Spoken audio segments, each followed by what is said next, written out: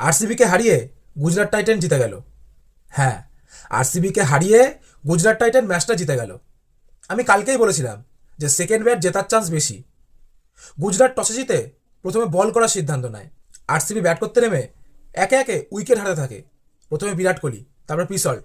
প্রথমে ভেবেছিলাম রানটা হয়তো 120 বা 125 যাবে, কিন্তু লিভিংস্টন, জিতেশ শর্মা আর টিম ডেভিডের ছোট্ট ইনিংসে রানটা 169 গিয়ে দাঁড়ায়।